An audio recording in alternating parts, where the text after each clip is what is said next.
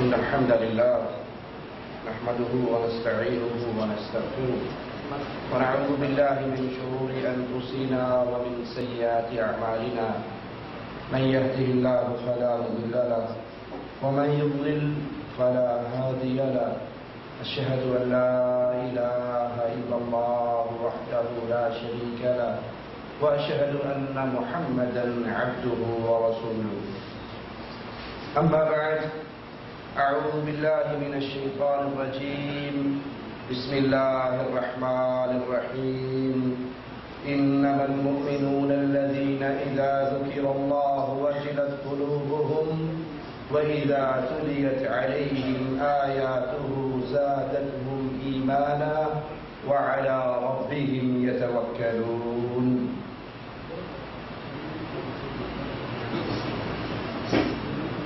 ہماری دعوت، ہماری محنت، ہماری کوشش وہ اس نقطے پہ مرکوز ہے کہ امام الانبیاء علیہ السلام کی امت جہنم کی دہتی ہوئی آگ سے بچ جائے. جہنم کی آگ بڑی شدید ہے، جہنم کی آگ بڑی سخت ہے.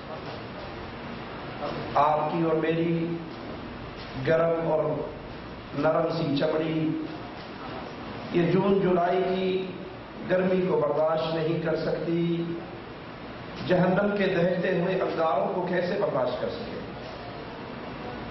اور جہنم کے انگارے بھی وہ کہ امام الانبیاء علیہ السلام فرماتے ہیں جہنم میں سب سے کم عذاب ابو طالب کو ہوگا. اور ایک روایت کے اندر ان کے قدموں کے نیچے 2 انگارے یا آگ کی 2 جوتیاں ہوں گی. یغل بہ دماغہ، اس کی حدت اور شدت سے اس کا دماغ ایسے کھولے گا جیسے چولہے پہ ہڈیاں بنتی، اور وہ سوچے گا کہ آج مجھ سے بڑھ کر عذاب کسی کو نہیں ہوا. ہماری دعوت کا مقصد کسی کو جلانا، کسی کو چھیڑنا، کسی پہ طنز کرنا یہ نہیں ہے. ہماری دعوت کا مقصد ہے لوگوں، میں نے اور آپ نے امام الانبیاء کا کلمہ پڑھا ہے، آؤ نبی کی لائی ہوئی سچی دعوت سے چمٹ جائیں.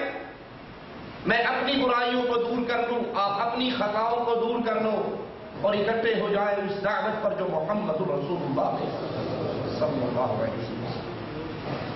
اگرچہ اس دعوت کے پیش کرنے میں، ان غلطیوں کو بیان کرنے میں کچھ لوگوں کو تکلیف ہو سکتی ہے، لیکن آپ جانتے ہیں جب انسان کے جسم میں بیماری لگ جائے، اس کے جسم میں، اس کے زخموں میں گندگی بھر جائے، وہ آپریشن کروانے کے لیے ڈاکٹر کے پاس جاتا ہے.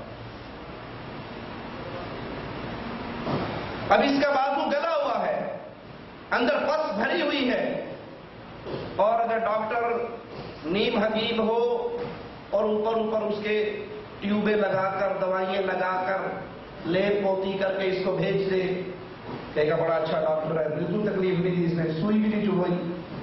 لگے گا اس سے بڑا ظالم کون ہے، اس نے میرے زخموں کی صفائی نہیں کی، میرا اندر کا گند نہیں نکالا، وہ زخم ٹھیک کیسے ہوگا؟ اگر یہ میرے ہاتھ کی گندگی نکال دیتا تو میرا ہاتھ ٹھیک ہو جاتا.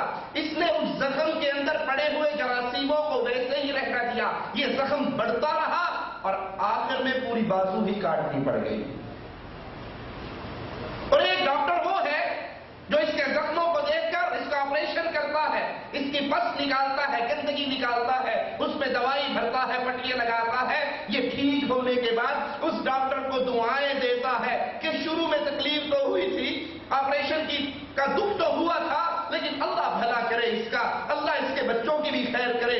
اگر یہ اس وقت میرے اس زخم کو چیرا پھاڑی کر کے گندگی باہر نہ نکالتا تو یہ زہر پھیلتا ہی رہتا. ہمارا مقصد اپنی ذات کے ساتھ بھی اور باقی بھائیوں کے ساتھ بھی یہ ہے کہ اگر میری اور آپ کی عقیدے میں، میرے اور آپ کے منہج میں، میرے اور آپ کے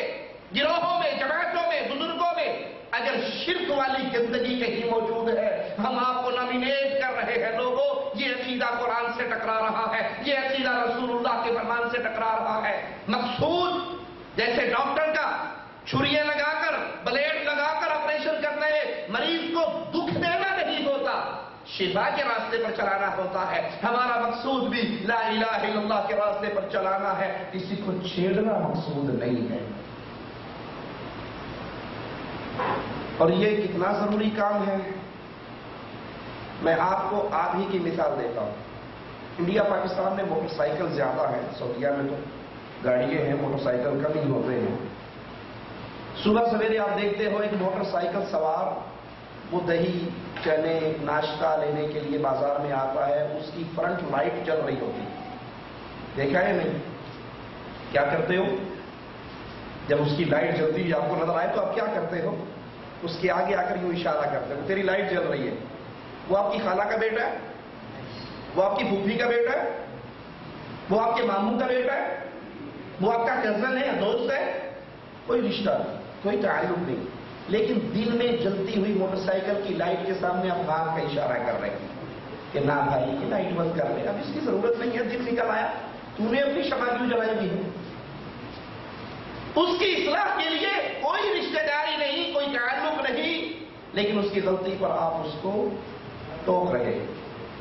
دوسری مثال دیتا ہوں، آپ ایک راستے سے گزر کے آئے جہاں بہت بڑا اژدہا بیٹھا ہے، گزرنے والوں کو کاٹ رہا ہے، آپ اس سے کچھ فاصلے پر کھڑے ہو جائیں گے، ہر جانے والے کو روکیں گے، بھائی ادھر سے نہ جاؤ، بھائی راستہ بدل لو، کیوں؟ یہاں اژدہا بیٹھا ہے، یہ کاٹ لے گا، آپ کی زندگی موت میں چینج ہو جائے گی، ادھر سے نہ جاؤ، راستہ بدل لو۔ جن کو آپ روک رہے ہو یہ خالہ جی کے بیٹے ہیں، یہ کزن ہیں آپ کے، یہ عزیز ہیں، حبیب ہیں، نہیں، ایک انسان ہونے کے ناطے آپ کو پتا ہے اس راستے پر اژدہا ہے، اس راستے پر گڑھا ہے، اس راستے پر کنواں ہے، یہاں نہر کا پل ٹوٹا ہوا ہے، جو گاڑی جاتی ہے نہر کے اندر ہی جا رہی ہے سیدھی، تو آپ ہر کسی کو روکو گے۔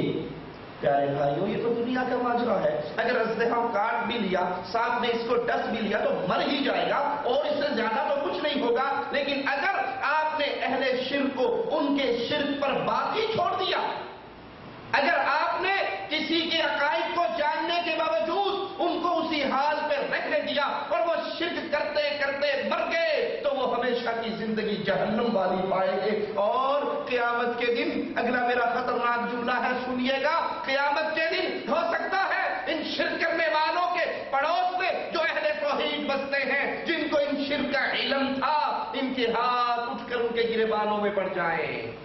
اے اللہ، یہ موحد میرا پڑوسی تھا، مجھے رات کو دودھ چاہیے ہوتا اس کے گھر سے مل جاتا تھا، مجھے ادھار پیسے چاہیے ہوتے اس کے گھر سے مل جاتا، مجھے میری بیوی کو روٹی پکاتے ہوئے آٹا نہ ہوتا، خشکا ان کے گھر سے ہم مانگ لیتے تھے، پیاز ٹماٹر مرچیں دھنیا ان کے گھر سے مانگ لیتے تھے، دنیا میں اتنا بڑا اچھا سلوک سے، بڑے اچھے پڑوسی کی حیثیت سے زندگی میرے ساتھ گزاری، لیکن اللہ، میں شرک اکبر کر رہا تھا اور اس کو علم تھا کہ میرے یہ عقیدے جہنم کے راستے پہ لے جا سکتے ہیں۔ اللہ اس نے زندگی میں ایک بار بھی مجھے یہ کہہ کر نہیں سمجھایا، اے بھائی جس راہ کا تو راہی ہے، یہ راہ محمد کریم نے ہمیں نہیں دی صلی اللہ علیہ وسلم۔ تو سوچئے اللہ کے لیے وہاں پر میرا اور آپ کا کیا جواب ہوگا۔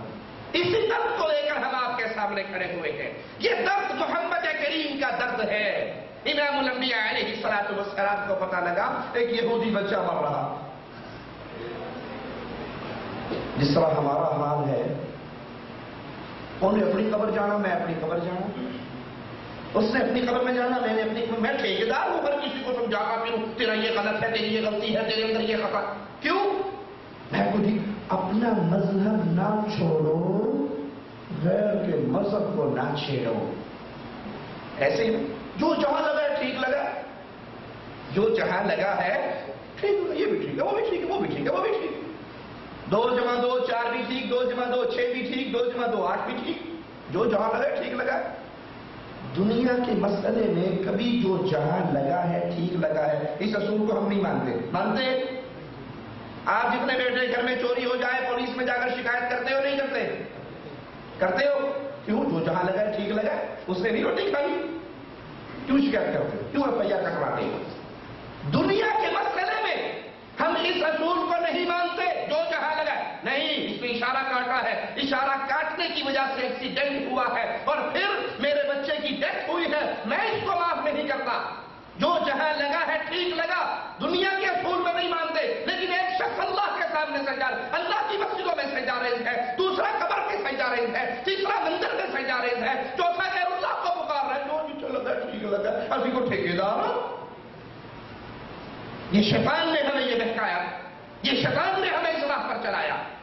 تو آئیے وہ عقائد جن عقائد کا حامل منہج اہل سنت پہ نہیں ہوتا، وادی شرک میں ہوتا ہے، بدعات کے راہ کا راہی بنتا ہے، ان عقائد کا تذکرہ کریں اور پھر اس کو اپنا امام بنا رہے ہیں، ہم اس کو امام بنا کر عزت دے رہے ہیں، ہم اس کو اپنا قائد مان رہے ہیں، ہم اس کو اپنا رہبر مان رہے ہیں، ہم اس کو اپنا بڑا مان رہے ہیں، اس کی قیادت میں نماز پڑھ رہے ہیں۔ چیک تو کر لے یہ قائد اس دین پر ہے جو دین قائد اعظم محمد رسول اللہ نے دیا تھا صلی اللہ علیہ وسلم۔ علماء دیوبند کے عقائد کا تذکرہ ہم نے بات کیا، مقصد چڑھانا نہیں، چھیڑنا نہیں، طنز کرنا نہیں، بلکہ مقصد اپنی جان اور آپ کی جان کسی طرح جہنم سے بچ جائے، کسی طرح آگ سے بچ جائے۔ اور مالک کا اصول لا یغفر ان یشرک بہ، موٹا اصول میں نے رات بھی سمجھایا، پھر دوہرا رہا ہوں، حالت شرک میں مرا ہوا انسان کبھی قیامت کے دن اس کی بخشش نہیں ہو سکتی۔ اللہ کے لیے آنکھیں کھولے، اللہ کے لیے تحقیق کرے، اللہ کے لیے پڑھے لکھے، قرآن کی طرف آئے، احادیث رسول کی طرف آئے، یہ غفلت کی لمبی چادر اتار کر پھینک دے۔ میں سنی ہوں، کیوں؟ سنیوں کے گھر پیدا ہوا۔ میں بریلوی ہوں، کیوں؟ بریلویوں کے گھر پیدا ہوا۔ میں شیعہ ہوں، کیوں؟ شیعوں کے گھر پیدا ہوا۔ یہ کسی کے گھر کا دین نہیں ہے، دین وہ ہے جو محمد رسول اللہ نے کہا صلی اللہ علیہ وسلم۔ دنیا کے معاملے میں آپ کو ڈرائیونگ نہیں آتی؟ جب سعودیہ میں آئے تھے ڈرائیونگ نہیں آتی تھی، پیٹ بھرنے کے لیے، پیٹ پالنے کے لیے ڈرائیونگ سیکھی، کمپیوٹر سیکھا، انگلش لینگویج سیکھی، اکاؤنٹنٹ کا کورس کیا، پیٹ بھرنے کے لیے۔ ارے اپنے اس پیٹ کی چمڑی کو جہنم کی آگ سے بچانے کے لیے توحید کو کیوں نہیں سیکھتے؟ یہ تو 60 سالہ زندگی ہے جس کے لیے میں اور آپ پردیس کاٹ رہے ہیں کہ پیٹ بھر جائے۔ ارے وہ زندگی، اس کا پہلا دن 50,000 سال لمبا ہے، اس کی کوشش تو کر لو۔ باطل عقائد میں سے ایک عقیدہ کہ یہ ایمان بس دل کی تصدیق اور زبان کا اقرار یہی ایمان ہے، یہ عقیدہ گمراہ عقیدہ ہے، یہ عقیدہ باطل عقیدہ ہے۔ شرف الاکبر کے اندر لکھا ہے کہ عمل صالح ایمان کا جز نہیں،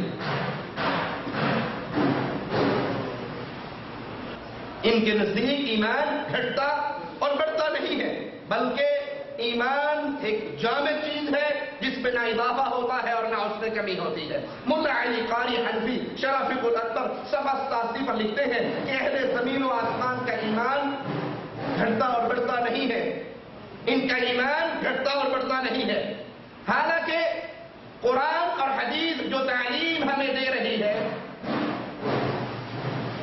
وہ تعلیم یہ ہے کہ ایمان نام ہے دل سے تصدیق، زبان سے اقرار اور پھر اپنے اعمال صالح سے، اپنے جسم سے اعمال کر کر یہ 3 کاموں پر ایمان پورا ہوتا ہے۔ اور انسان جب حج کرتا ہے، روزے رکھتا ہے، نماز ادا کرتا ہے، نیک اعمال کرتا ہے، ان نیک اعمالوں سے اس کا ایمان بڑھتا ہے۔ جب وہ زنا کرتا ہے، بدکاری کرتا ہے، چوری کرتا ہے تو اس برے عملوں سے اس کا ایمان کم ہوتا ہے۔ آئیے قرآن کریم ہمیں یہی تعلیم دیتا، آپ کو سناتا ہوں۔ انما المؤمنون الذين اذا ذكر الله وجلت قلوبهم واذا تليت عليهم آياته زادتهم ایمانا وعلى ربهم يتوکلون۔